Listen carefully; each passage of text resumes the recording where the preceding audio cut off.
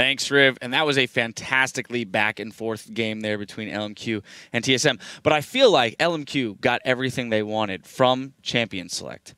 Yeah, there were a ton of options left open, too. The Maokai was still up, and nobody picked it or banned it away. I thought we were going to see TSM, but no, they go with the Mundo top. And I think that LMQ, they get your hands on that Tristana that Vasily is just so good on. He is 7-0 on that champion now, and you just can't let him have it. He was known for it in China. He comes over here, and he's still wreaking havoc with it. Prolly, you had mentioned during Champions like that it was a pretty early Yasuo pick, but it didn't really seem to matter. He played it pretty flawlessly, was crushing in CS, picked up some kills, and was dealing quite a bit of damage. Yeah, well, they banned out Syndra and Zed, which have chances to kind of make a move on Yasuo, and then they first picked Ryze. So they basically took out everything that's good against Yasuo in the mid lane, except for the Fizz, which I think was Bjergsen's pocket pick against it. But I think the pick and ban phase kind of showed LMQ's confidence.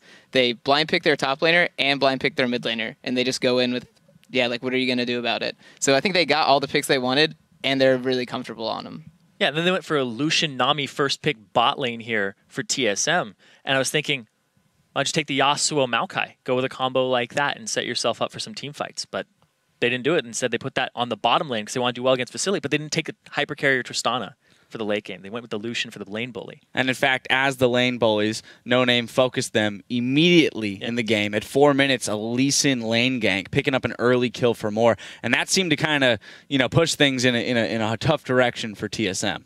Yeah, Vasily, he just got going very early on. He got through that early game hump or the mid game hump of Tristana and started just showing up to fights and baiting so much pressure to that bot lane that it freed up objectives for the rest of the team near top. Now, probably you've played against LMQ. They are known as this hyper-aggressive team, and they showed it. They got that early kill at 4 minutes, and then they're just relentless. They're running to different lanes. They're roaming. They're taking objectives. They're looking for brawls. What do you do as a team to slow them down? I think the only way to kind of stop that aggression is to match it in a way. Kind of make your own plays. Because I know if TSM warded up and just played defensively, they would have gotten rolled over. So I was really happy with TSM kind of making that play bot, even though they're sneaking Baron. I'm glad that TSM's making these plays because if you don't, you're just going to get 3-0'd in this kind of series. So I know TSM's fighting really hard. So although LMQ is having really strong early games, I wouldn't discount TSM yet. Yeah, the other way to do it is stall it out to 80 minutes. Yeah, there's always that option. Yeah, but buddy. You mentioned that 22-minute Baron sneak. So we're going to pull that up on your screen here, probably, if you don't mind walking us through it, because it was a pretty fantastic bait by LMQ where TSM thought they were making a great play to get back into it. Yeah, we can roll this right now. So the LMQ leaves their bot lane bot and purposely overextends. So TSM's looking at it going, oh man, we got a free bot lane kill right now. So they're not even paying attention to the fact that they don't have a ward on Baron. So this is just really good execution. They throw Moore and Vasily basically, to the slaughter because it's giving them free Baron at this time. And now Vasily and Moore, all they have to do is just stall it out. Don't die that fast so they can't kind of react to the Baron if they call it. And 22 minutes into the game, you're happy to give up those 2 kills for a Baron because there wasn't a ton that TSM could take off the back end of those 2 kills. So you pull out Baron 22 minutes in. On TSM, what are your thoughts going into the next game, knowing that LMQ is willing to try some of these risky things? Now all of a sudden you need to have vision everywhere. So what is your game plan going into the next game? More vision, and don't let Xiao get a Blade of the Ruined King by 20 minutes. That's the big one there. I remember you were just like, how does he have that already? Because he's hitting the Baron for 300+ damage every time. Yeah. All right. I don't know. Yeah, making sure their early game, they don't die to jungle ganks. I think that's kind of like the big thing with that. Lee Sin was able to just run into the jungle, like the enemy's red side jungle, because he had gotten that early first blood. And it kind of just, TSM wasn't able to do anything early because of bot lane died early, and then Lee Sin was just able to control the map. And there was a point in the game where it looked like TSM had, gotten a handle on it and might be coming away with the victory as they attempted Baron about 30 minutes into the game. We're going to pull that one up as well because what happens is No Name ends up coming in and stealing it. So Zyrene, I'm going to let you take this one. Yeah, start rolling the clip out. Baron is just getting them all very low. No Name comes up. He actually kicks Amazing out of the pit and applies the pressure as the smite comes down, and it still gets picked up by Vasily there, just barely. So the pressure was on Amazing to make the smite play immediately because the Lee Sin was coming in, and he had the Q on the Baron. So you know that the resonating strike was going to follow up. So a lot of pressure there, and that is actually one of the smites that we saw Amazing miss again because he lost his second red buff, which was actually very big and a large part of that jungle pressure that we didn't see throughout that early mid-game portion around 7 minutes. Yeah, something that bothers me about that Baron play there, I have to point it out because you're against a Lee Sin. You see them coming in. Everyone in TSM filed into the back of the Baron pit, let him land his Q on the Baron of all things.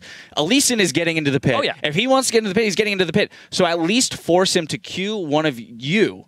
That way he doesn't have the execute damage, and it really is a 50-50 as opposed to a 60-40, right? And then who knows? Maybe Amazing would have walked away with that Baron, or they wouldn't have had the damage to take it at all. So I don't know. Are there thoughts on that? Probably is that peeved you? I know. It does a little bit. Like from a shot calling perspective, is that something that is called for? Like everyone gets to the back of the pit, or is that just like I don't want to die? I don't want to die. I think the call to go to the back of the pit was they were under the assumption they could do enough damage to get Baron into smite range. So they moved to the back thinking, okay, we can get this, and then maybe we'll have Kha'Zix jump to get out, maybe we'll have flashes to get out. But it turned out, yeah, they went to the back of the pit and didn't have the damage to take it down. So I think that was just, yeah, they didn't really realize that the Mundo damage on Baron goes down as the HP goes down. And I think Kha'Zix was taking it for a bit, so their DPS just started spiking as Baron was going down, and they just didn't really adapt quickly enough to it. Well, LMQ walked away with that Baron, but there was still a lot of back and forth following that. We saw TSM take a lot of fights.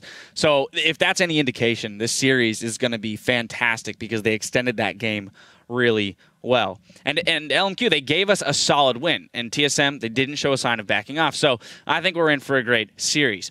Now we want to shift gears, though, for just a minute and throw out our Twitter question of the day because we didn't do it earlier. And it may sound familiar. Once again, we're asking you, how do you PAX Prime? The first batch of responses were so good that we want another helping of those pictures from PAX, not from Prax, and how you and your friends are enjoying the action at home. So tweet us at LolEsports and use the hashtag LCS.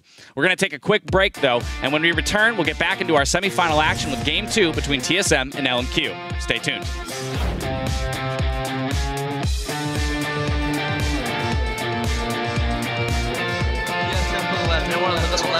Okay. Count of 3, okay? Guys? 1, 2, 3. That's the other left. Set up a wind wall and then be dashed in front of your turret. These guys Whoa, are there it not is. afraid to go in. Wow, Turtle's gonna be hit up. That's a bomb that he can't get away from. Pearson throws down Lasagna's. We can kill. Wait out. Incoming. Coming.